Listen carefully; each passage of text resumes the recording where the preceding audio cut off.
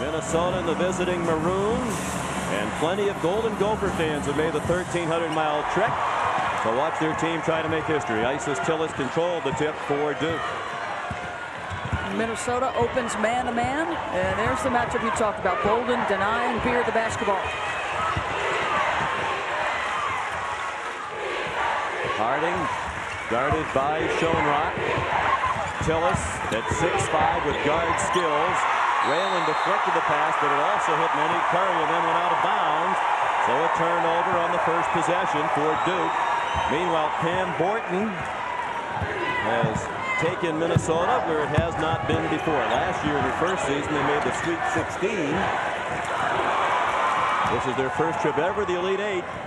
And trying to continue that ride to the Final Four. A backcourt violation, and each team has turned it over on the first handle. Well, Pam Borton scripted the first 4 plays. The offenses that they could run either against man or zone, but obviously that was not what she was looking for. Harding struggled to get it in. Beard, the lefty. Bass, the rebound. And the first bucket for Misty Bass, the sophomore from Janesville, Wisconsin. She'll be banging down there with Janel McCarville all night. And they're well acquainted. They played against each other in high school in the state of Wisconsin and shared High School Player of the Year honors there in 2001. It's Khadija Anderson, the senior from Stockholm, Sweden, with the first bucket for the Golden Gophers. Well, good patience by Anderson. Tillis got caught trying to pressure her hard, and she used a nice step-through move. I think Bass, if she can be a factor offensively, make McCarville work on the defensive end, Sean, that could be critical. Harding, who was a little shaky in their win against Louisiana Tech. Down low for Bass. She's fouled. Not a lot of contact there. And if they call it like that inside, it's trouble for Minnesota because they cannot afford to lose McCarville to foul trouble. No, not surprisingly, what does Duke look to do? Let's make McCarville defend. So the first 2 looks, they go for an initial hit for Misty Bass on the post. She's changed her frame. She's increased her stamina. McCarville a ticky-tack when you hate to see those called this early, Sean. I mean, if it's going to be a foul, let's make it worthwhile. I'm still looking, even after 2 replays, to see where the foul was on that play. Schoenrock was doubled. Fed McCarville. Nice pass. And Anderson had it blocked. Duke is a great shot-blocking team. 226 now for the year. As they add to their ACC record, they're just 24 away from the all-time NCAA record in a single season, and Monique Curry turned it over. Well, they can afford to trap. Why? Because they've got great athletes who can recover out of the trap, and look at the range on Beard. I mean, she was involved in the trap and hustles back, has the speed and the length to get back and block the shot. That's impressive. 2 minutes gone by, 5-2 Duke. Strong drive by Schoenrock, and she lays it in. She's usually not a driver, much more of a three-point shooter. Matter of fact, all of her field goal attempts in the Sweet 16 game against Boston College were from beyond the arc. Bass missed. Tillis missed the putback, drew no rim from about 6 feet. Got to power up. I mean, that's you got to put that home in a game to get to the Final Four. Power up. And Goette McCarville, who's already picked up 1 cheap foul. Schoenrock, that's her specialty, the three-point shot. As she's off the mark, she's 9 for 18 in the tournament in the 3 games from the three-point arc. Gail Gestencourts, 302 wins in 12 seasons. Looking for that elusive first national championship. She's done everything else that a head coach can do. 6 times the ACC Coach of the Year. 6 out of the last 9 years, including this one. She's been honored by her peers as the top coach in the league. Vicky Krapel, who was a big lift off their bench against La Tech on Sunday, turns it over the first time she touches it tonight. The 3rd turnover already. And again, you wonder about the pressure. They were shaky early against Louisiana Tech, but the Lady Techsters could not capitalize. We had the sense talking to Pam Borton at their practice yesterday that they are thinking along those lines. If they can put the pressure on, stay tough, stay close, they think that will work to their advantage. Whalen and McCarville, perhaps the best guard-post combination in the country. The Gopher fans think so. Coach Borden says she thinks McCarville is the best post player, and there's Whalen showing you what she can do. Tillis has got to cut off baseline there. You've got to be committed to stopping Whalen on the dribble drive. If she gets by the initial defender, help has got to be there. Both point guards in for Coach Gestencourt. Crapel and Harding on the floor. Crapel a miss. She's a good three-point shooter. We talk about how Schoenrock leans on the three, so does Crapel. Whalen had it blocked by Beard. One All-American rejecting the other. Beard showing her skills. Passed off to Harding, who'll go to the line and shoot two. Bolden called for the foul, her first. Well, Lindsay Whalen was told by her assistant coaches yesterday, you are going to get baseline. She does exactly that. Very creative with the body. A better athlete than she looks with that frame. Real thick frame, Sean, but excellent speed and an ability to hang in the rim. That is a tough guard. Lindsay Whalen just looks like one of those people when you watch her, Doris, and talk to her, that if you gave her a lacrosse stick, she'd be the best player in the state. You gave her a softball bat, she'd be the best player in the state at that. And what a person. A dynamic personality, engaging, funny, and she has captivated the state of Minnesota. There was a young fan here 2 days ago, an 11-year-old young boy with a sign proposing marriage to Lindsay Whalen, and he's not the only one around the state who's thinking along those lines. They handle the pressure. Bolden got hammered by Beard. I think Coach Borden would have preferred that she shoot a bit more quickly and score, but not a bad consolation prize to get the free throws and pick up a foul on Beard. Boy, great reaction to the pressure. Once Whalen received the basketball just in front of the half-court line, you knew that pressure was in trouble. That's the school record, male or female, and Beard holds the same distinction at Duke. And when you think of all the great men's players at these two institutions, these women have outscored all of their female counterparts and the male players at their schools as well. 1 out of 2 for Bolden, who's an 83% free throw shooter, tied at 7 as we are nearing our first timeout. Harding guarded tightly by Whalen. Nice move, but Harding couldn't finish. And McCarville is averaging ungodly 16-plus rebounds per game in the tournament. Ripped down another. And she loves to do it stylistically with that one-handed pull-down. I talked to head coach Pam Borden before the game. She said what makes Bolden such a great defender is her footwork and her understanding of position defense. Doris, we will be tracking that all game. Should be an excellent matchup, Deb. And one of the things Beard has not done well late in the season is shoot the three, so she can give her a cushion while challenging the jump shot. Beard comes in 3 for her last 24 from 3. Schoenrock long with a 3 ball. Ices Tillis the rebound. And Pam Borden says she knows even with Bolden a good defender on Beard, Beard is going to get hers. She thinks the key is to make sure the rest of the cast doesn't get 15, 16, 17 points. Beard a miss after a nice backdoor cut, and McCarville another rebound. They just don't look sharp or relaxed, Sean. These are shots that they normally put home. That back cut usually very successful. Schoenrock just had it ripped away by Beard. Duke is 2 for 8 from the floor with 3 turnovers. And Beard misses another. McCarville the rebound, and then she turns it over. Schoenrock couldn't run it down. Well, this is going to be the back cut, which Duke runs a lot. They'll bring everybody high. Bolden in deny, which she should be. But there's the back cut. McCarville comes over, makes a little bit of a tough shot, and then still able to get the presence of mind to get on the weak side, get the board, and Beard takes a rest. And she is emotional. She was interviewed by the local newspaper here in Norfolk about a week ago, talking about the prospect of not winning a national championship.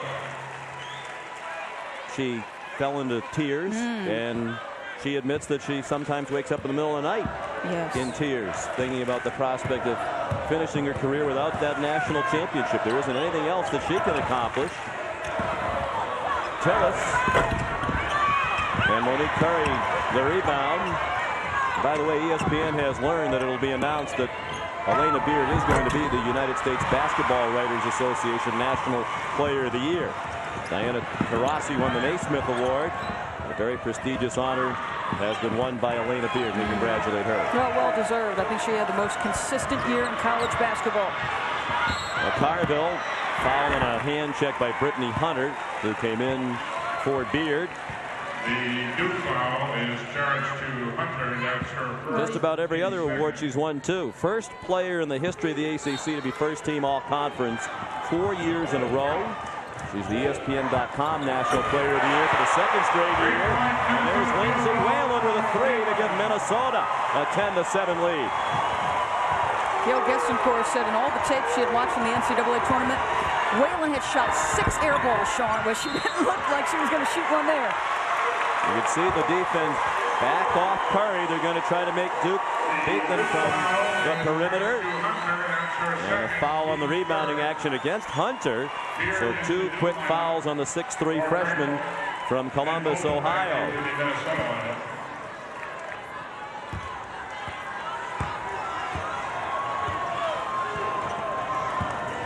See the bandage on the hand of Lindsay Whalen. If you're not aware of it, she broke her hand in mid-February and missed 5 weeks. They went 3-4 without her. She returned for the NCAA tournament and scored 31 points in their opening round win against UCLA on their home court at Williams Arena, the barn in Minneapolis, to the delight of a crowd of about 13,000. And here's a look at her return. Thunder a standing ovation. And then she made this shot. When she ran back on defense, she held up her hand. A lot of people in the crowd thought she was indicating, hey, everybody relax, my hand's fine. But really, she was just signaling that the defense was fine. Lindsay had to shoot that one. And that's a shot clock violation. No rim. That hand, it is discolored, it is swollen, but she says she's not experiencing any pain. When we went to shake her hand, though, Sean, she shook it with the opposite hand. So got to believe that there is some tenderness there. She shot 52% from the field before the injury, 37% in the tournament. But her assists are way up. She's almost doubled her season average of 5 assists per game. She's over 9 per game in the tournament. Tillis a long miss. Duke is ice cold. No field goals over the last 5 minutes and 45 seconds. 2 for 13 for the game. McCarville against Tillis. Some of that shot selection, Sean, I believe, great inside presence there, but Tillis shot that last shot with 15 seconds on the shot clock, a deep three. Why do that? Minnesota be delighted to see Duke try to shoot from out there all night. Jessica Foley missed another short one. But certainly it looks as though Duke is feeling the pressure here in the first 7.5 minutes. They were able to come out of it against Louisiana Tech. Now, Louisiana Tech made some mistakes of their own. They could not shoot the basketball very well either, had some turnovers. Now, can Minnesota capitalize and get a cushion here? Bolden shut off by Curry. 6 to shoot. Schoenrock with Beard all over her. They need a shot. Anderson at the buzzer. And the rebound down to Lindsey Harding, the sophomore from Houston, Texas. Curry collided with Whalen. A good no call, it seemed, from our vantage point. But yet another miss for Duke. 2 for 15 from the floor. They've missed their last 12 shots. And a foul called. Duke has gone 6 minutes and 54 seconds without a field goal. They've missed their last 12 shots. And it's Minnesota's ball with a 5-point lead. It looks like the basketball is on fire the way Duke is getting it out of their hands. The quick shots, incredible. They need to relax and run through their sets a little bit deeper. Gone nearly 5 minutes now without any points. Khadijah Anderson with that interesting release, kind of a slingshot from the top of her head. But she made it from the middle of the lane, and Minnesota has doubled up Duke. And now Minnesota will make a switch defensively. Now they are mostly a man team, but they'll give Duke a look 2 or 3 possessions of this 2-3 zone. A couple of subs into the game, and Bass taking advantage of McCarville being on the bench. Liz Podominic, the 6'2 freshman, number 55, is the post player now for Minnesota. And Kelly Royceland, their first guard off the bench, has come in. Both Whalen and McCarville on the bench. Now, I don't know if I agree with this coaching. You've got the #1 team in the country, a little bit shaky, and you're on the run. And even a brief turn of events sometimes can turn a game. Well, it led to a turnover. So right away, Pam Borton is hearing you from over here, Sean. She's not going to waste any more possessions. And I agree. I would not want them on the floor. If they need a rest, you've got to call a timeout. That's right. Just be judicious with your timeouts. You've got a team really struggling. Well, get them against the ropes. Keep hitting them. Don't put your two best players on the bench, even for a moment. Bass scores.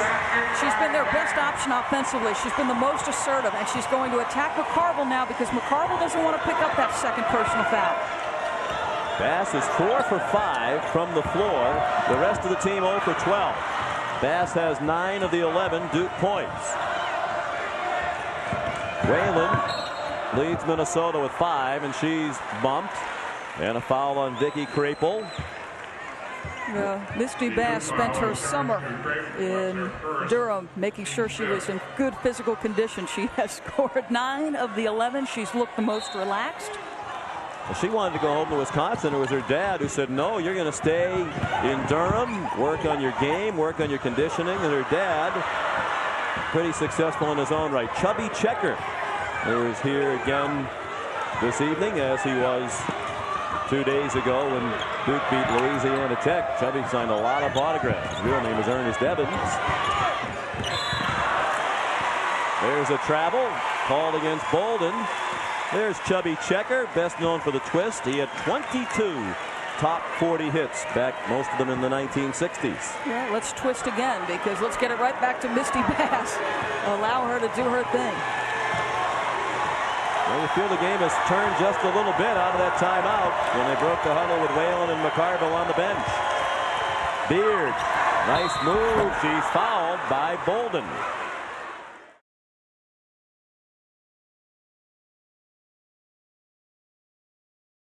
Duke is looking to get Elena Beard off. You can see what she's done over the last 2 games. She's struggled a bit. She's 0 for 3 to start this one, Sean. When they want to get her shots and get her in rhythm, they run her to the block and allow her to post up. She gets a free throw there. 1 out of 2 for the 78% free throw shooter. Senior from Shreveport, Louisiana. Hoping to go back to her home state to win the first ever national championship for Duke. Whalen off a beautiful feed from McCarville. Tell you that's why McCarville is so good. Not only does she give you a good passer, but she's aware that she's got to make herself an option and make herself visible to the person in the trap. Good basketball IQ by McCarville. Beard working on Jamie Broback, who's just come in. Bolden has gone out with her 2 fouls, and that could open some room for Elena Beard because Bolden is their best defender. So maybe you go back to that 2-3 zone and sort of mix that in and out of possessions. I don't know that anyone outside of Bolden can be effective. Bad pass by Broback. Here comes Beard again. Anderson, nice defense without fouling, and then Harding knocked it out of bounds away from Whalen. Well, folks, just watch this beautiful execution because Duke thought they could have success trapping Schoenrock. So what does McCarville do? She steps up, then she looks opposite. Whalen goes back door. You want to handle a trap, get it into a 6'2" who can look over defenders and is excellent with the ball in her hands. We talk about the athleticism of Whalen. Not many in the women's game could catch that ball in midair and shoot it all in one motion. True, very good point. Schoenrock to Whalen, couple of native Minnesotans. 9 of the 11 players dressed are from Minnesota, and there's Whalen, another 3 with the shot clock running out. Well, she had the option to go off the screen. As the defender sort of gave a look to see where that screen was, she took the opportunity to pull the trigger. Bill Gestencourt said they would try to see if Whalen could make 3-pointers. In the 3 games of the tournament, she has shot 6 air balls, leading the Duke coaches to think maybe that hand is affecting her shooting. Another rebound for McCarville, her 8th here in the first 12-plus minutes. And it's Anderson for the Golden Gophers. What was impressive about that sequence, McCarville challenged without fouling. Earlier in the tournament, when the Timberwolves and the Golden Gophers were head-to-head on Minneapolis television, it was double the rating for the Golden Gophers. They averaged 9,700 fans per home game at Williams Arena this year. Lindsay Whalen's freshman year, they averaged 1,000 fans per home game and won 8 games, won 8 and 20. She talked about going to the University of Minnesota because she wanted to make a difference for her home state's program. I think she's made a little bit of a difference. She missed that runner. Yeah, poor shot. That's over penetration. Left her feet. Could have actually used a back out dribble. And that shot by Curry much too quick. Nobody underneath. And then in frustration, Curry went after her own rebound and committed a foul. We mentioned the incredible increase in attendance. They actually moved into the bigger Williams Arena on campus during Lindsay's career. Wow. Yeah, she's an amazing kid. I think sort of a work ethic that somehow resonates with the people in Minnesota. They love the University of Minnesota Golden Gophers in all sports. There's McCarville inside. She has 4 points and 8 rebounds to go with a couple of assists. Duke down by 9 early. 6.5 to go in the first half. Inside to Curry, and it rolls off. They're 5 for 23 from the floor. And Beard, Curry, and Tillis are a combined 1 for 12 shooting. They average 45 points per game as a trio. Beard took it away from Whalen. Curry runs the floor and scores. Another good no call. Monique Curry, the last possession prior to that bucket, they looked to get her on the blocks. Whalen was checking her. It was a matchup we thought they'd feature early. It has not happened as much as we thought it would. That was the first bucket for Curry. She had 18 in the Sweet 16 against Louisiana Tech to tie her season high. McCarville too strong off the glass, then beat 2. Blue Devils for the rebound, and she'll have a chance for 3. I have never seen a woman this size sort of revel in her size. They call her Shaq, and he seems to enjoy physically dominating. So does she. The quick turn, gets baseline, takes some contact, good no call, and somehow in the midst of all those white jerseys able to get it and score it. And yes, ma'am, we see you. I've not seen a better women's basketball post player this season. How about that line? In the regional semifinals 2 days ago, 7 double-doubles in a row, 16 for the year to lead the Big Ten. She had a triple-double in their quarterfinal loss in the Big Ten tournament against Ohio State. Coach Jim Foster, the great Ohio State coach, said it was one of the great performances in the history of intercollegiate basketball, and that's not a man prone to overstatement. Jessica Foley, the Australian, and a foul called. Away from the ball. The foul is on Jamie Broback, the freshman from Apple Valley, Minnesota. The 6'3" guard, tallest guard ever at the University of Minnesota. Her first foul. Foley, a runner, and a blocking foul. Wow. On Kelly Roisland, and that was a borderline call. Well, I think what may be the concern here is how deep she is underneath the rim. She might have been there on time, but she might have been underneath that orange, and if she is, that's a good call. And now Foley, who hit one of the biggest shots of the year in college basketball, the game-winning three-pointer up in Hartford against Connecticut on January 3rd. As the Blue Devils came back from a big deficit to win that game on Foley's last-second shot. She's from Australia. Here's Whalen back in. Back in the summer of 2001, Duke did a tour of Australia. Foley played against them, scored 43 points in 2 exhibition games. That'll get the coaches thinking about seeing if you want to come to Durham, North Carolina and take a scholarship. Well, they call her the Thunder from down under. Gail Gestencourt says it does not matter if she misses 20 straight. She believes with all her heart that the next one's going down. Throwback shot deflected by Tillis and tipped by Foley beautifully to Harding. Harding leading the break, and she's fouled by Schoenrock. Harding's got great speed end to end. Great recognition by Foley to just sort of tap it ahead to give Harding an opportunity. So Harding goes to the line. She started the night needing 7 assists to tie the single-season Duke record. She's had 163 for the season. An eye-popping number. Kira Orr hit 170 back in 95-96. 2 assists for Harding tonight, so she needs 5 more to tie the single-season record. Third team All-ACC. All of the starters for Duke were the first, second, or third team All-ACC. And we talk about Foley from Australia. She and the two walk-ons are the only players on the Duke team who are not high school national All-Americans. Yeah, this is a program that really, Sean, has done everything but win that national title. That's why there's so much pressure on them.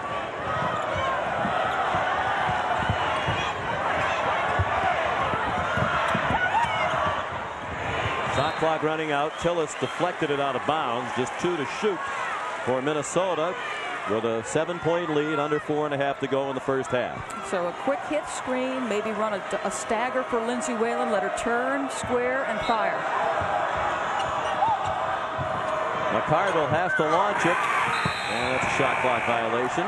Shot clock violation. The defense may be the one saving grace, because Pam Borton's team, we've seen the shot clock get down. We've seen them take some bad shots. So for Duke to hang in there, just grind it out on the defensive side. 9 turnovers for Minnesota. Duke, after a shaky start, has done a great job protecting the ball over the last 12 minutes or so, but the shooting woes have continued. Tillis, part of it's the shot selection. There's a tough fadeaway with plenty of time on the shot clock. 11 rebounds in the half for McCarville. Lindsay with a flourish. Fortunate to get away with that, actually. It was deflected out of bounds. McCarville off to a great start, looking to score. Good defense by Bass. We mentioned their rivalry goes back to high school. They were co-players of the year. They played against each other in the state tournament. Bass's team won. McCarville said, I have a little better team with me this time around. Yeah, she sure does. Bass did a nice job pushing her up to that mid-post area. Good job again. Nice pass by McCarville. And the finish by Jamie Broback, the freshman, with her first bucket. She gave them 13 good minutes off the bench against Boston College and scored 5 points. Well, how about that assist? I mean, the touch on a 6'2", 220-pound center to bounce the pass, put it right on the money. Tillis, nicely done. That's what Nell and Stacy were just talking about, and you've been talking about it throughout the half, Doris. Better shot selection. Get closer to the basket. Be more patient. Well, I think when they get to their second and third looks, even deeper than that, they can be successful. Carville to Schoenrock, and there's a 3 for Shannon Schoenrock. And another assist from McCarville. That is 4 now. She may have that triple-double here in the first half. Beard, the dump down for Bass. Oh, boy. Another ticky-tack foul called against McCarville. Let's check in with Debbie Antonelli. Hey, thanks a lot, Sean. I'm here with Neil Whalen, Lindsay's dad. And, you know, Lindsay wasn't very highly recruited out of high school, but how impressed are you at what she's become in the All-American that she will finish her career as? Oh, I think we're very impressed with her. We're just happy with what she's been able to accomplish and where the team is at. Well, Neil, you know, she's the oldest of 5 children. Is she a born leader, or did she kind of grow into that? I don't know that she was a born leader. I think responsible-wise, she's been very responsible and helped out a lot with the kids. Almost forced her into that. But the leadership, I think, came through the last 2-3 years with the team and the things that's happened. I think that she's really developed her leadership there. How do you feel about her rock star status in the Twin Cities? She's big time. What do you think about that? Well, I guess I don't see it. I've heard people say that, but she's just our daughter. Thanks a lot for joining us, Sean. Just their daughter, the All-American. Neil and his wife Kathy have been bombarded by folks sending them letters wondering, can you get me Lindsay's autograph? My daughter idolizes your daughter. And funny story we heard recently, when Lindsay broke her hand, of course the Whalens bombarded by questions about how is she, when will she come back. Mr. Whalen ran into one of their neighbors, said, I'm going to ask you this, I'm sure it's the 500th time. Offensive foul called against Whalen there. And then Mr. Whalen, anticipating the question, was about to say Lindsay's going to be all right. The neighbor said, how's Tommy's grades? Tommy's the youngest of the 5 and 9-year-olds. Well, there's the dropped right shoulder, the lean into Harding. Brian Enterline with the call there. The Minnesota people don't like it. But she did drop the shoulder, and that usually triggers a whistle. If I were a Gopher fan, I think I'd be a little crankier about the 2 relatively cheap fouls called against McCarville. You're going to see that right shoulder dip in and push Harding off.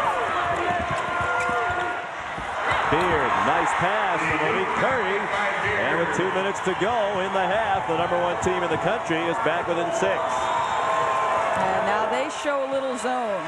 A little 3-2 or 1-2-2 look.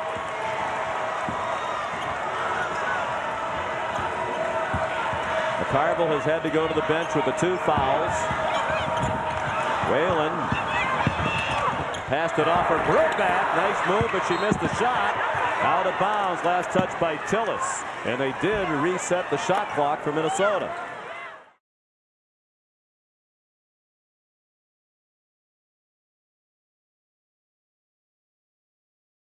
Schoenrock a miss. Foul by Anderson. A rebound rather by Anderson, and a foul on Isis Tillis. That's a +11 rebounding advantage for the Gophers here in the first half. It has not been a good half for Isis Tillis. Just 1 of 5, 2 points, 3 boards. Now, after the loss in the national semifinal against Tennessee, in which she did not perform up to expectations, she said, I couldn't look my teammates in the eye. I couldn't look my coaches in the eye. I got hate mail. People questioned whether or not she deserved the Kodak All-America status she got last year. And at times, Sean has played like a woman with shaken confidence. Dale Gestencourt said she didn't play well in that national semifinal last year, but she took way too much of the blame. And she thought, and Isis admitted it affected her this season. At midseason, when Tillis went into a slump, she started thinking about stats, which she had never done in her career. Got back to her game, rebounding and defending and letting the offense come in the flow of the action. Officials starting to get more involved than you might like in a game with so much on the line. 9 team fouls against Minnesota now. And a 1-on-1 opportunity for Bass. Liz Podominic, the freshman, was called for the foul. Bass has already surpassed her average. She averages 10 per game.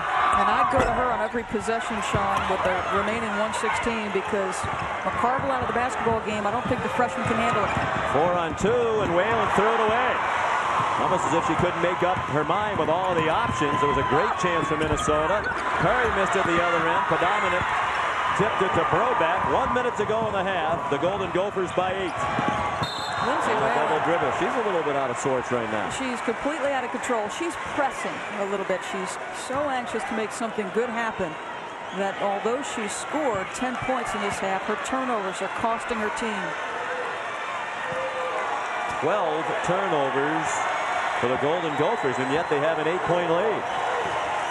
Because Duke has shot 28% in the half.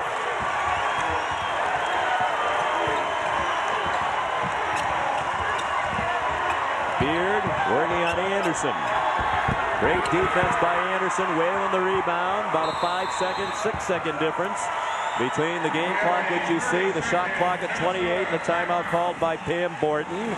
With Elena Beard now 2 for 7 from the floor.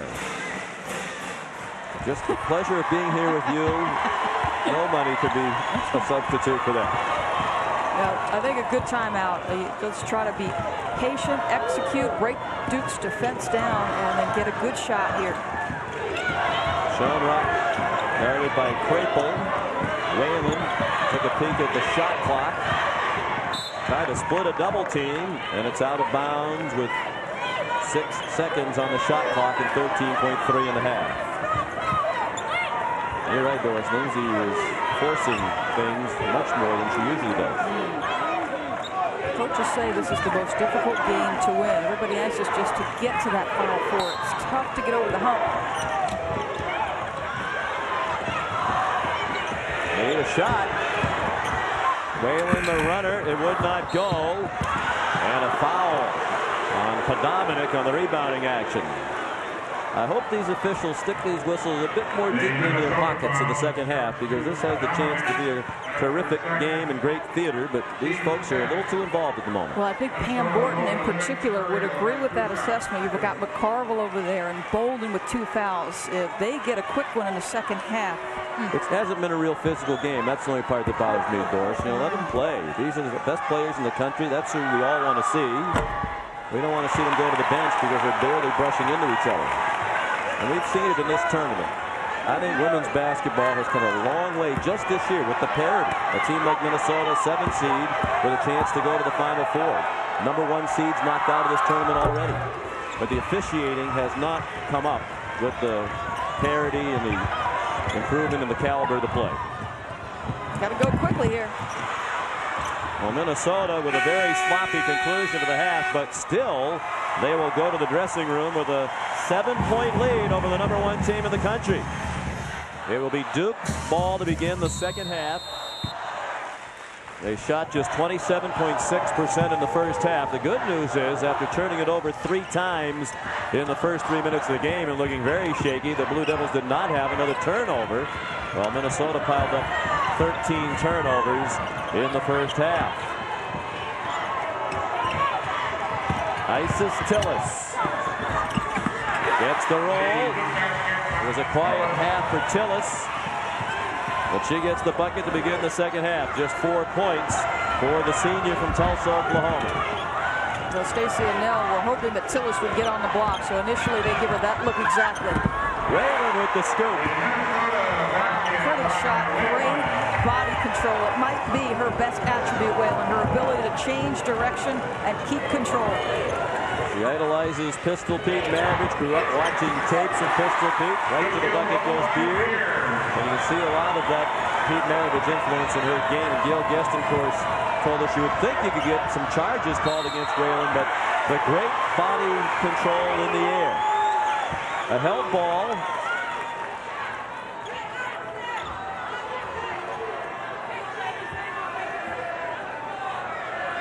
On the alternating possession, Minnesota will keep it with 25 to shoot. Be anxious to see if they come with more of those traps, try to make Minnesota make some decisions with the basketball and with some pressure. Lindsay Whalen foul and a chance for a 3-point play. I'm surprised that she's able to get by Beard. Beard has great length, great foot speed, Sean. The foul is turned to Beard. That's her second. Team first. Whalen at the line of 1 shot. Second foul on Beard, and as Whalen shoots the free throw, let's check in with Deb Antonelli. Well, guys, I had a chance to catch up with Coach G. Coming out of the locker room, she said Misty Bass has been the most aggressive offensive player. Others have to be aggressive. You saw the first 2 possessions. Duke took it to the basket inside. Tillis and Beard scoring. And I said, how do you deal with McCarville? You talked about the 3 ways to take something away from her. Defensively, they've got to do a better job on the glass. They did not box out. Their rotations were not good. Look for Duke to make those changes, Doris. Fouls on Tillis, her third. There are 18 fouls called by this officiating crew in the first half, even though it did not appear to be a particularly physical half. And Gail Guest, of course, also made the point at halftime as here's a steal by Harding. And almost every shot by somebody other than Bass was off balance. And certainly she's right about that. They miss a layup, and it's Whalen the other way. We had Beard miss a couple of layups in the first half. Tillis missed from point-blank range. Now Harding misses. You want to go to the Final Four, you've got to make those easy shots. McCarville, one-on-one. Good defense by Bass, but a foul called on Bass. And Gail Guest, of course, livid, and I don't blame her. These officials, unfortunately, are picking up right where they left off in the first half. Duke had 12 rebounds in the first half. McCarville had that many herself for Minnesota.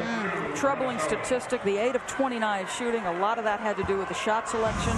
And McCarville has proven to be a force, and we've only played about 2 minutes here in the second half.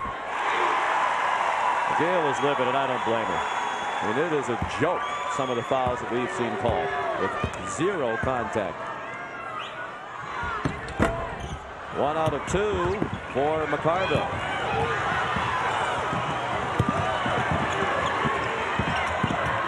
Curry trying to bounce it down low to Bass.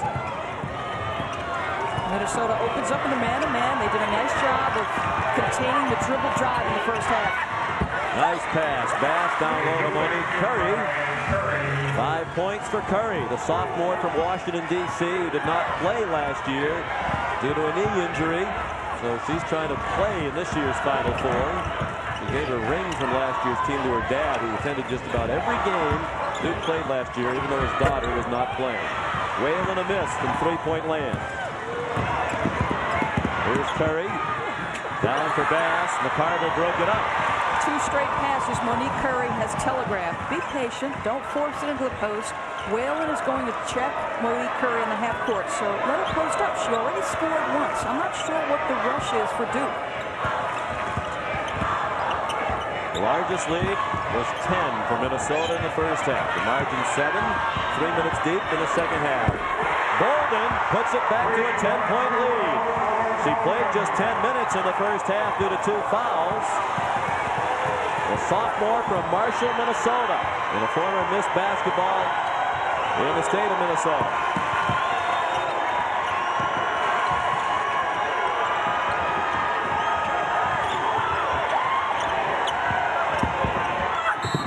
Tillis. And a blocking foul called. Sean, I just want to take a look at this. You're going to get the entry pass into the post, and then this person is going to make the cut. She's going to relocate. So Curry turns her head. There's a little screen by Anderson. Bolden relocates. And that's exactly what you want to do. I mean, if somebody's doubling and the defender loses a shot, that's really unorthodox. She does not have the guide hand on the ball. Just a one-hand shot. Meanwhile, a big development. That foul was called on McCarville, and that's her third. So she's going to have to come out of the game. And Jamie Brobeck comes in.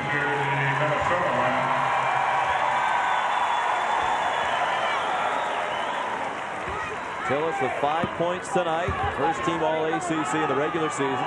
And the most valuable player of the ACC tournament for the second year in a row. Duke wants to extend pressure now. See if they can capitalize with McCarville on the bench. She'll probably have to sit a while with 3 fouls.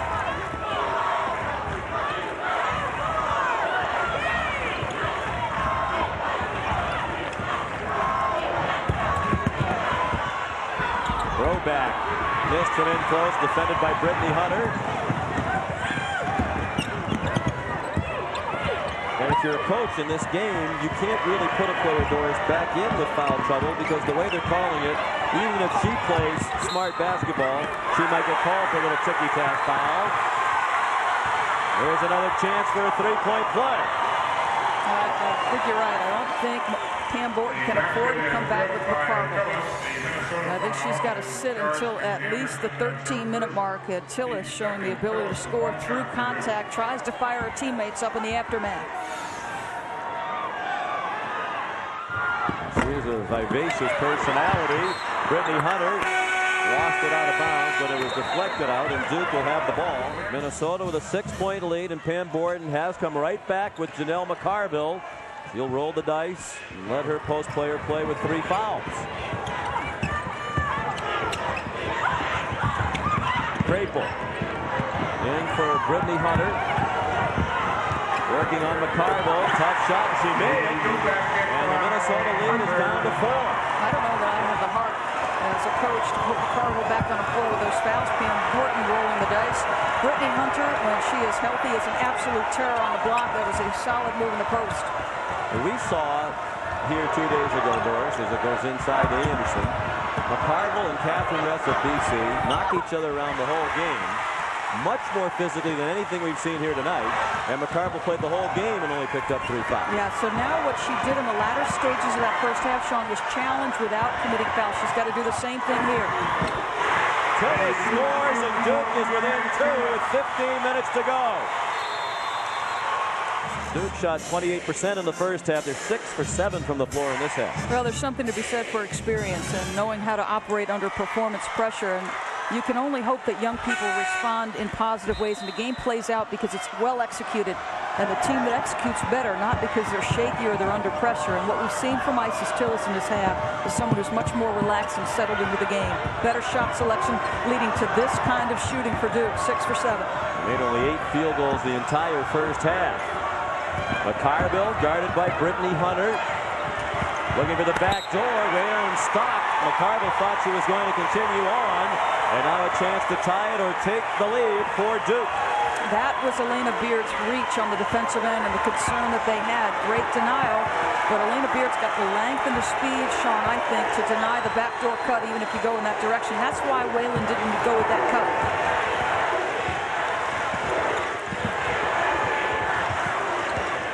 Tillis Picked off by McCarville. Whalen gets bumped by Harding. And it will be a two-shot foul. Boy, McCarville on the other end did a nice job of faking like she was going to go to the dribble driver and reacted. I'm impressed with her lateral movement at that size, 6'2". Fake that you're going to cut off the dribbler and get back in the passing lane. Impressive. Whalen at the line. 83% free throw shooter. A lot on the mind of Janel McCarville, and always on her mind and in her heart is her mom, Bonnie, who has been battling cancer, colon cancer. She underwent surgery for colon cancer. Spots on her liver. Mother and daughter are very close. Janel's been through some tough times within the basketball program. She needed an attitude adjustment. Her mother helped give it to her. She's been a much more coachable player this year. And a blocking foul called on Lindsay Whalen. And we mentioned always on her mind is her mom, and on her left arm there, just below the elbow, you see a tattoo, and that is her mother's initials. Remarkable that she can deal with academics, with basketball, and then with some off-the-court difficulties. She is a delightful young lady. The doctors weren't sure her mom should make this trip, and her mom said, I'm going to watch my girl in the Sweet 16 and Elite 8, and if they go to New Orleans, you can bet Bonnie will be there too. Well, she has performed beautifully, and I'd be bursting with pride as a parent.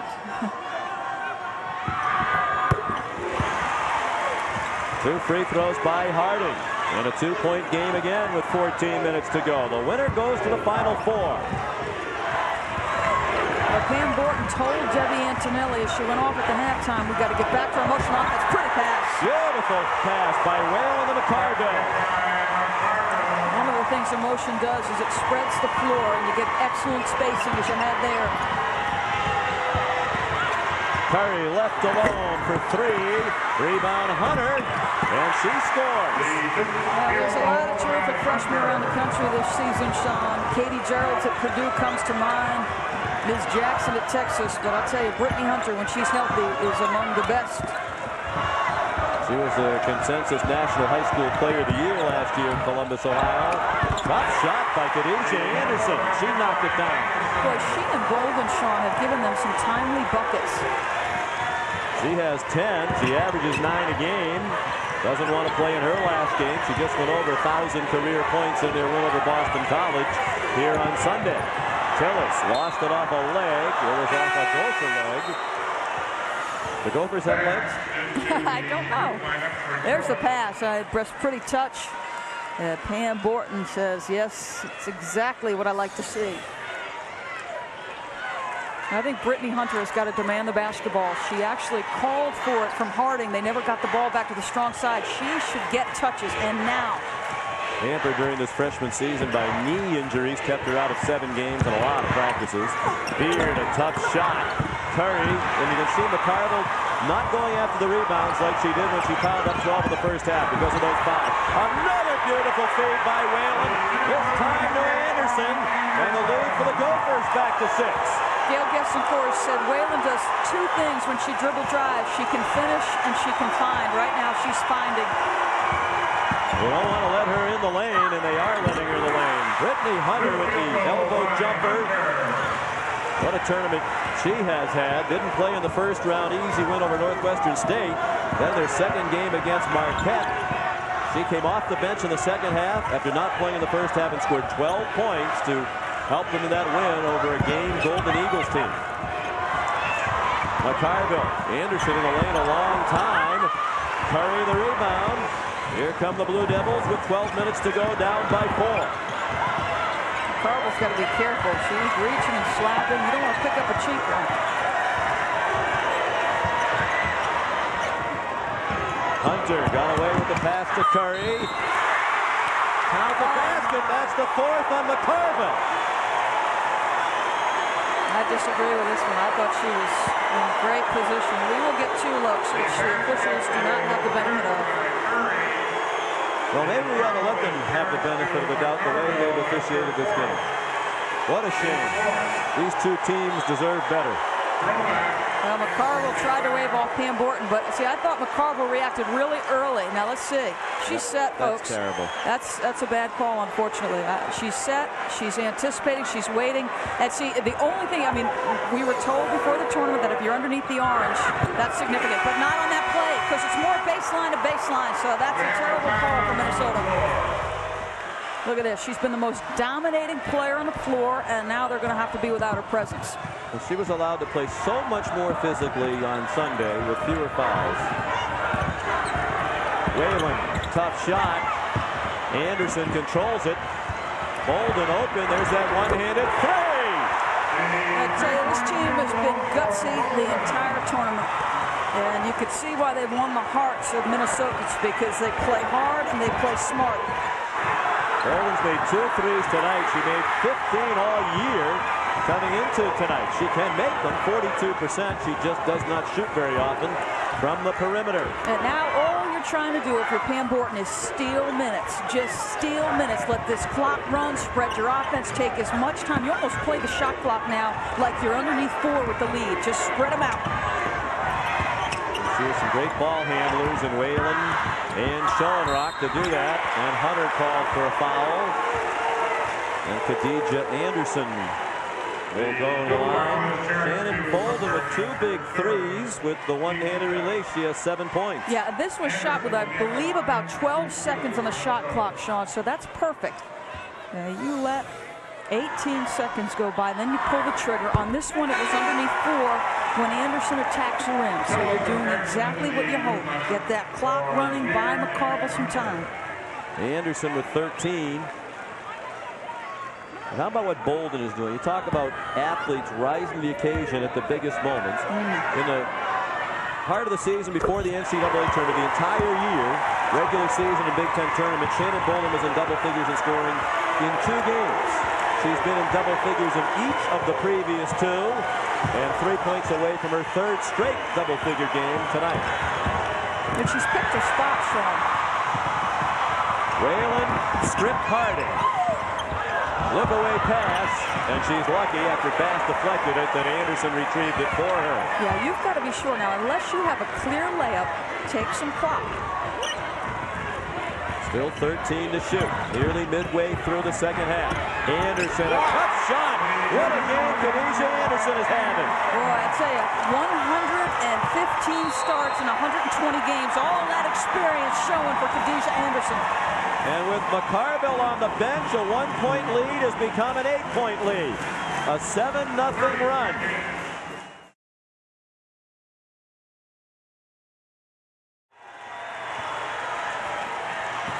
Number 1 seed has won the NCAA championship 17 times in the 22-year history of this event, including the last 6. It's possible after tonight there won't be any number 1 seeds left. Tillis, a miss. Falling turnaround jump shot.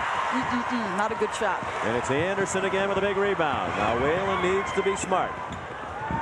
Schoenrock will pull it out.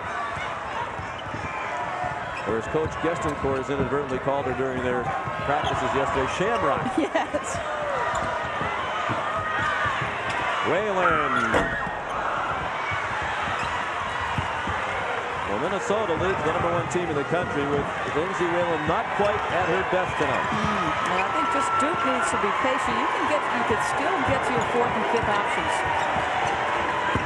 You say that, and Whalen still has 17 points in the ball game. And 3 assists and a foul, and Monique Curry will go to the line. Fouls on Bolden, her 3rd. We're at the Mideast Regional Final at the Ted Constant Convocation Center on the campus of Old Dominion University in Norfolk. A sellout crowd on hand.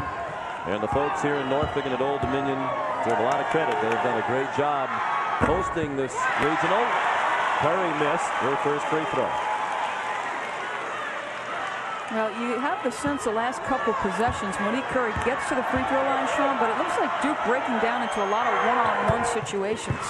Maybe everybody trying to get things back individually. You've got to do it as a collective unit. Good job handling the pressure. Whalen 2-on-1. She rolled the pass to Anderson with a held ball. Wow. I'll tell you what, I think they would have appreciated that on the Minnesota side when McCarville was concerned. That's a lot of contact.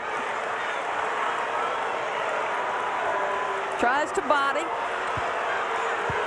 Well, second look, that does look pretty good, so I'll give him that. Yep, Sellis has got a lot of ball. And the hand on the ball does not matter, folks. When the hand is on the ball, that is part of the basketball, so good call.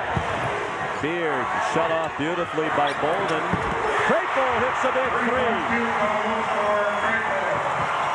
Vicky Crapel, who in the words of Gail Gestencourt was huge in their win here 2 days ago against Louisiana Tech. Whalen a little out of control. That three by Crapel, the first of the night for Duke. Minnesota's made 5 3-point field goals. Curry a little brush by Broback. Wow.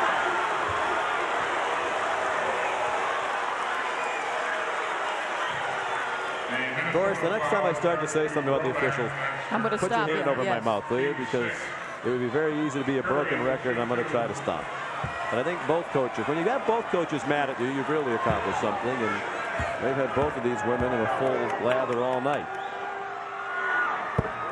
Curry now 4 of 6, and this was the player they thought that they really missed last season, because when you break things down offensively, the ability to get to the free throw line when things aren't going well, get yourself to the foul line and get some points. And certainly, as you saw that graphic we just showed you, that's played an integral part of them getting back within 2.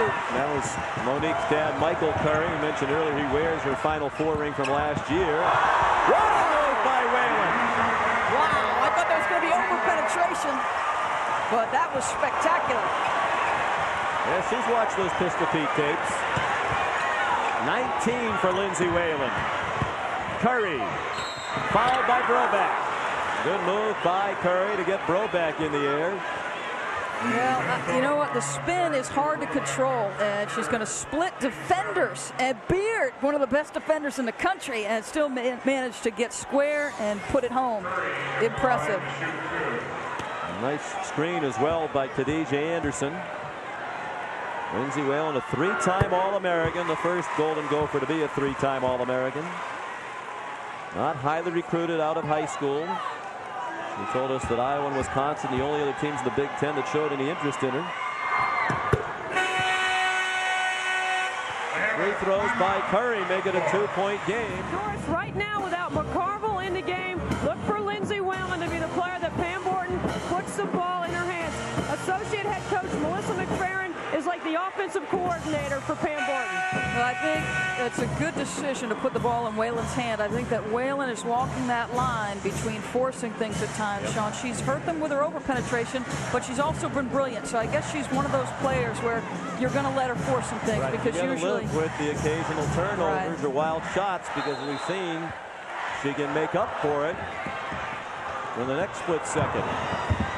Here's Whalen. And we watched both teams work out yesterday, and these assistant coaches, these are two beautifully coached teams. Yes. And Gail Gestencourt and Pam Borton have received a lot of accolades, and deservedly so, but they have wonderful staffs. Beard called for a foul. We watched LaVonda Wagner, who was an assistant in Illinois in the Big Ten for a long time, go over the scouting report on Minnesota. And Gail Gestencourt told us when they lost to the Final Four last year, the coaches said, we're going to do everything we can do as coaches to be ready next year. They picked 12 teams they thought had a chance to be national title contenders, and went over tapes of all 12 of those teams over last summer. They have scouting reports in their pocket months ahead of this NCAA tournament. Yes, Minnesota was one of the 12 they prepared for.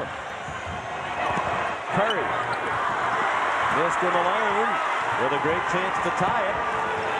And I think one of the key things in the midst of scouting those 12, what she did was she broke down any game decided by 10 points or less inside of 5 minutes. As we start to get to that time, she looked at what plays they ran, what defenses they ran, what tendencies they had as players. Good tie up here. And the Gophers will keep it. And so that, I think that is critical, because usually there's set plays that each coach wants to run late in a game, and Gail Gestencourt prepared for that.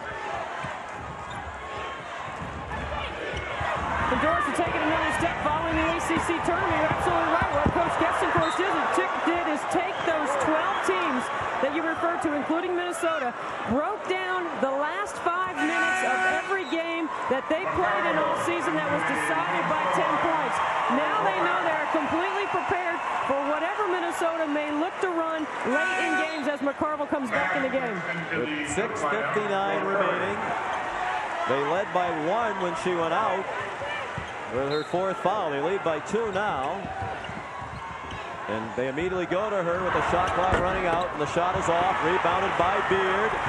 2 to tie and 3 for the lead for Duke.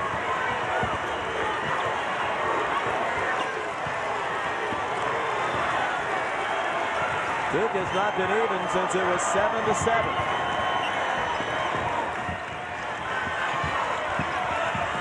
Harding. 5 to shoot. Beard for the lead. Does not get the bounce. McCarville the rebound. Her 14th. And that's with plenty of time on the bench due to the foul difficulty. I think you've got to run your set, and they do a nice job of having things break down into that 2-man game with McCarville and Whalen. Just put them on the strong side. Put them in a pick-and-roll situation. Schoenrock, tough pass for Whalen against the sideline and well guarded by Harding. Tillis lost control, and that was last touched by Tillis. A good call by Brian Enterline, who was right on top of the play. Yeah, he was in the perfect position to see it. Wow, Gail Gestencourt needs to be careful. She was way out onto the court. Well, it's great defensive pressure by Lindsey Harding. She's also got end-to-end speed, so give some credit to Anderson for getting back to challenge. And obviously Anderson, no touch there. Tillis could not control it. Brian Enterline all over it. Gail argued, I think that's one of the ones they got right here this evening. That appeared to hit Isis Tillis' leg after it struck the Minnesota player. A 2-point lead for Minnesota, 5:45 to go. And McCarville has gone back out of the game. Whalen has a 3 bounce out. Jamie Broback has come back in for Coach Borton. Curry running the floor, lays it in. We're tied at 59. Boy, great pass, right on the money.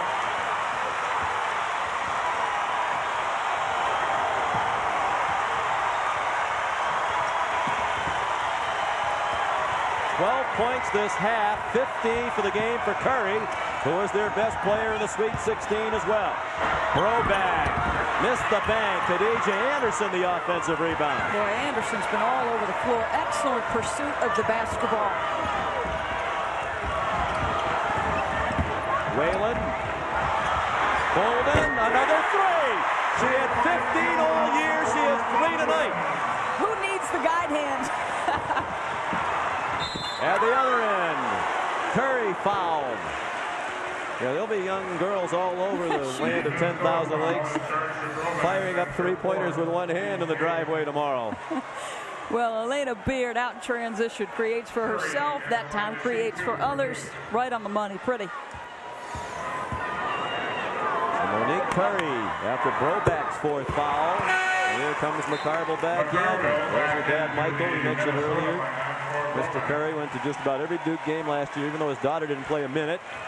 When they went to the Final Four and Monique got her Final Four ring, she gave it to Dad, who wears it on the little finger of his right hand. Yeah, Curry now, this is her 11th free throw as a freshman, led the entire ACC in free throw attempts, Sean. And, you know, it's a great comfort to be able to have somebody who can create for herself, get contact, and get easy shots. Free throws give your team confidence and can give you a rhythm when you're struggling offensively.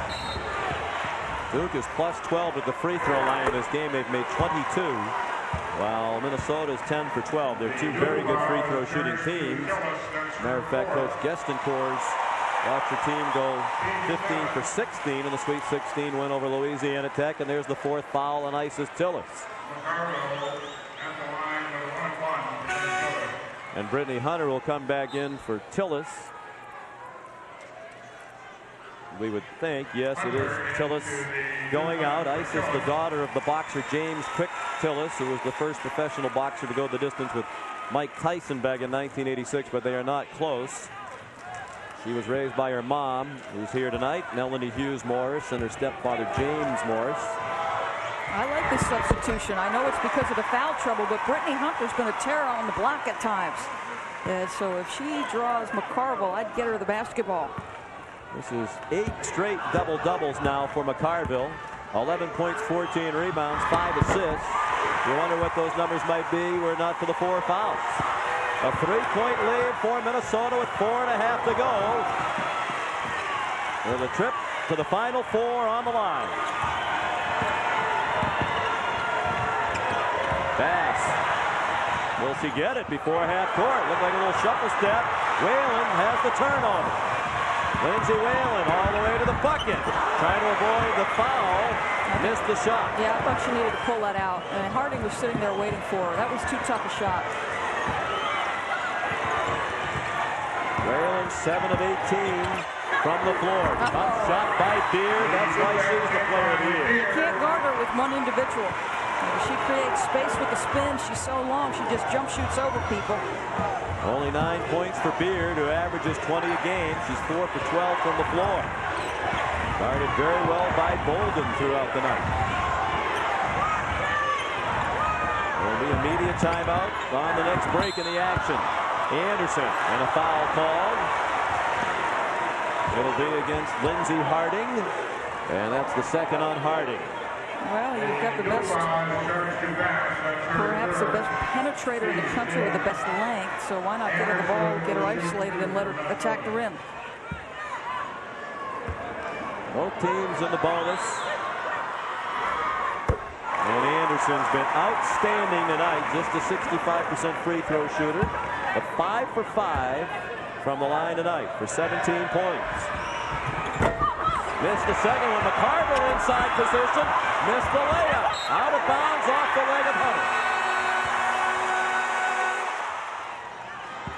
Hunter. A 2-point lead for Minnesota. Then a full shot clock as they inbound with 3:31 to go. Out deep to Bolden with Whalen, Anderson, McCarville with the 4 fouls, and Schoenrock.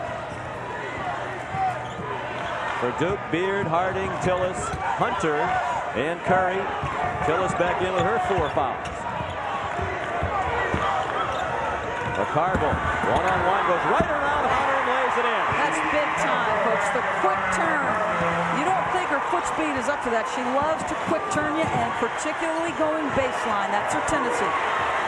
14 points, 15 rebounds, and 5 assists for McCarville. Minnesota has led since 13:30 remained in the first half. The biggest lead, 10 on 3 different occasions. The lead is 4, the steal by Whalen. Whalen ducks around Curry and missed the left-handed layup. Corralled by Curry, and then she gets bumped to the ground. Another case where Lindsay Whalen makes a mistake in judgment. You're challenging a larger defender, Sean. I know she's had a great career. She's been an integral part of what's happened, but you're challenging a larger defender. You're making a tough shot. You've got a 4-point lead. It's time and score. You're a senior. That's right. You should know it. The clock is your ally. She's 7 for 19 from the floor. And now a 1-and-1. That's the 19th foul against Minnesota. So after this, it'll be 2 shots the rest of the way for Duke. That was the 3rd personal on Whalen. And Curry a miss, and McCarville attacked the rebound. Yeah, that could have been a 4-point turnaround. So Curry's missed shot, and McCarville just a terror on the glass. McCarville's had at least 15 rebounds in each of the 4 games for Minnesota in this NCAA tournament. And a look-away pass to Whalen. McCarville. I mean, this young woman has been the best player in the NCAA tournament, and it's not even, well, I should say it's close to Simone Augustus, but what we've seen, she has been sensational. Well, she's had a double-double in every game, and then she throws in 6, 7 assists. The last game, 7 block shots. It was worth the trip for her mom.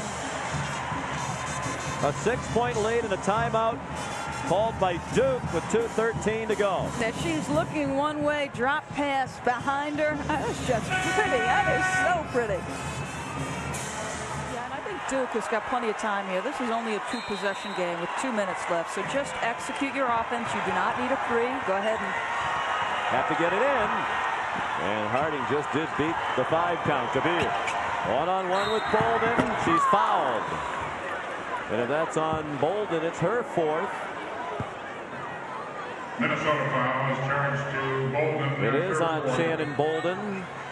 So a lot of foul difficulty on each side. McCarville, Bolden, and Brobeck for Minnesota with 4 fouls. And Beard Missed the first. She's 78% from the line. But just 2 out of 4 with the 1 out of 2 on that trip tonight. 5-point lead as we tick down near 2 minutes remaining. Duke got to believe they're going to come with some traps. And if you're Minnesota, to avoid that, keep spread. McCarville kicks it out. Schoenrock for 3. Off the mark. Curry the rebound. Curry a 3-on-3. A pull-up. Monique Curry has Duke within 3 with 1:35 to go. So pretty. And you know she wants to attack the rim. She uses that 6-foot jumper inside the 12 feet. Monique Curry, money. Well, Coach Gestencourt has told Monique Curry, you're too deferential to your senior teammates. This is your time as much as it's theirs. If you want to help them fulfill their dream of winning a championship, you need to do more. And she has followed the words of her great coach in this tournament. And then some. 19 for Monique Curry, 16 of them in this half. If those seniors get back to the Final Four, they can thank that young lady. Yes, and she does exactly what they had hoped she would be able to do last year, get herself to the free throw line. 9 of those points coming from the foul line. Foul on Bass, her 3rd, 9th against Duke. McCarville, a 78% free throw shooter. Minnesota might have to win it at the line.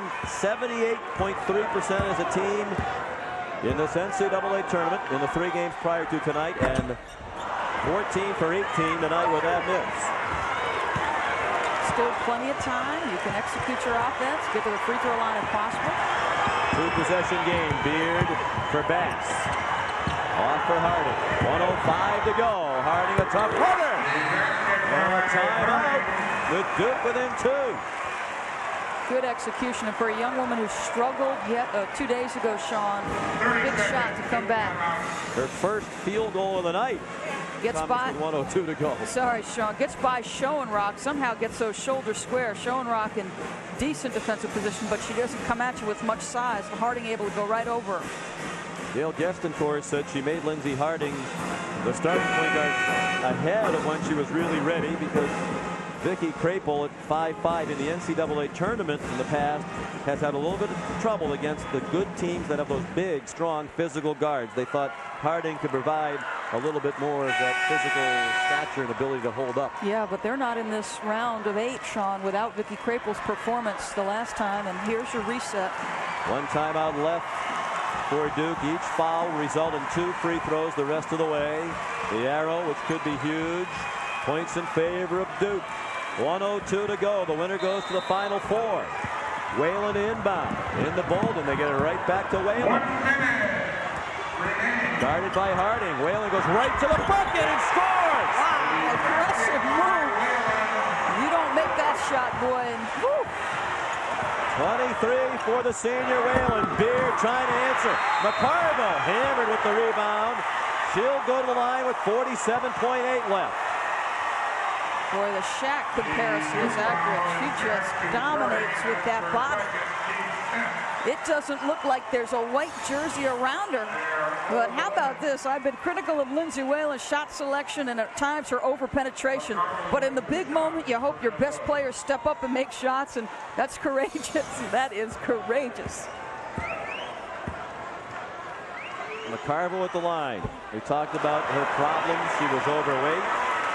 She admitted her conditioning the offseason was a workout once every couple of weeks. Then when her mom battled cancer, she said, I have to really get my head together and take advantage of this great opportunity I have. She changed her attitude. She was a player who admitted she would snap at teammates last year during practices. Wasn't happy. She had lost her starting position. Didn't like Pam Borton, the new coach. They've mended fences and then some to the point where they have a great relationship. And Janel might just carry them all right down that Mississippi River all the way from Minneapolis to New Orleans. All of a sudden, Borton's patience pays off, and that's what college is all about. We talk about individuals stretching themselves, the maturity, those experiences, operating under pressure. Anybody who doubts the value of college athletics and having to perform in the classroom and on the floor, you're nuts, because it goes to life lessons. Janel McCarville trying to deny Elena Beard. that last opportunity to win a national championship and a third straight trip to the Final Four. And Elena Beard saying, hey, roll that in. McCarville comes up to challenge just enough. So, hey, every second precious here for both sides. 40 seconds to go. Tillis bounces to the basket and scores. It's a one-possession game. And Duke uses its final timeout with 37.3 left. They get it right into Whalen, and they do come the double to try to get it out of her hands. They pass to McCarville, but a foul called first. And I believe it'll be Whalen going to the line with 33.8 to go. Yeah, see, Sean, you and I discussed this yesterday when we watched practice. I'm a proponent of this. If you don't get that initial steal, foul right away. And extend the game. Jim Valvano was a master at that. I mean, he'd start fouling very early. Really put the pressure on. And we talked about how well coached both of these teams are. What more could you ask from your coaching staff? You know, the ball went to Whalen. They doubled, made her pass. But Tillis fighting back the tears as she fouls out. Hoping for that chance at redemption of the Final Four after, by her own admission, she played poorly against Tennessee and blamed herself for the loss in the national semifinal last year. Yeah, she's trying to hold her composure here because you don't want to send the wrong message to your teammates. No, they are still very much in this game, a long way to go. But she's a very emotional player. Funniest player on the team. Was a great imitation of her teammates and Coach Gestencourt. But they're going to have to get her that opportunity over these last 33 seconds. Whalen, 83% for the year. 3 for 3 from the line tonight. Makes it a 2-possession game. That's a big one. And now if you're Duke, you're thinking as efficient as possible. If you're Minnesota, I'd come with a little bit of token pressure. Most of your defenders back, but you don't want them to roll the ball in and waste precious time from not coming off the clock. 2 free throws by Whalen. And Minnesota calls a 30-second timeout. For Elena Beard, it's been a sensational career, but is this the last 33 seconds of her collegiate career? Duke, a #1 seed for the 4th year in a row. Harding. Beard needs it. Doesn't get it. McCarville snatches the rebound away and is fouled by Jessica Foley. With 25.6 to go. Rebound number 18 of the night for Janel McCarville. Has she had a tournament? 19.17 rebounds in the first round against UCLA. 15 and 18 against Kansas State in round 2. 25 and 15 in round 3 against Boston College with 7 block shots and 4 steals. 16 and 18 tonight. And 6 assists. And was on the bench a while with 4 fouls. And it's all going her way. Well, you know what, Sean, I had said the last time we had the last game against BC, I've not seen a better post player this season. I'm trying to figure out if there's been a post player like her. Now, Ann Donovan had great size and was dominating, but a longer, leaner frame. McCarville with the shoulders and the physically imposing body. It's now a 3-possession game. 18 points and 18 rebounds. Harding in a hurry. That's a 2. She was on the line. A 5-point game. 20 and a half to go. They'll go for a quick steal and then an immediate foul. And Foley knocks down McCarville. Didn't mean to. And Janel will go back to the free throw line with 19-9 left. And as dominating as McCarville has been, let's think about the performances of Khadijah Anderson and Shannon Bolden. And the presence of mind of Schoenrock. Duke really believed they could pressure the heck out of Schoenrock, force her to make some mistakes, prevent her from shooting threes. This has been a total team effort for Minnesota. Well, you have to have the stars generally to win the national championship, but you also have to have the role players. And they have the 2 stars in Whalen and McCarville. But those others, as you just noted, though, fill their roles beautifully. Yeah, there's something to be said for role players who understand and stay in their box, do the things that they're good at. Bolden guarded her head off tonight. Anderson made timely shots. She took return of Beard and guarded well. 2 more huge free throws by McCarville. They're 21 out of 26 from the line as a team. Foley for 3. 3-point field goal. Keeping hope alive for the Duke Blue Devils, down by 4. 14.7 to go. Schoenrock fouled. I think the way McCarville's been shooting the free throws, she might have been better off just hanging on to that one and letting them come back and hack her. And that was a dangerous pass because that's right underneath the bucket. Well, you are 12.7 seconds away from ending one of the great careers in the history of women's college basketball. Elena Beard has accomplished just about everything you can. Shannon Schoenrock misses the first. Her 86-year-old grandmother, Laverna Bowler.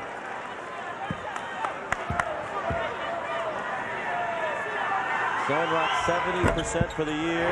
Gets 1 out of 2. The lead 5 for Minnesota. Are they 12.7 away from their first ever trip to the Final Four? Beard, another 3. It rattles out. Rebound Whalen. 4.6 to go.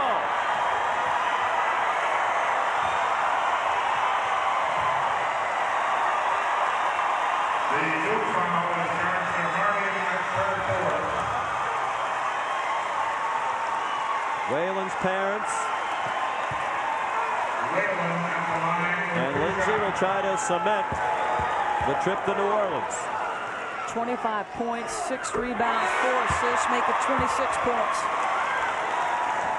Foul into the youth lineup for Elena Beard.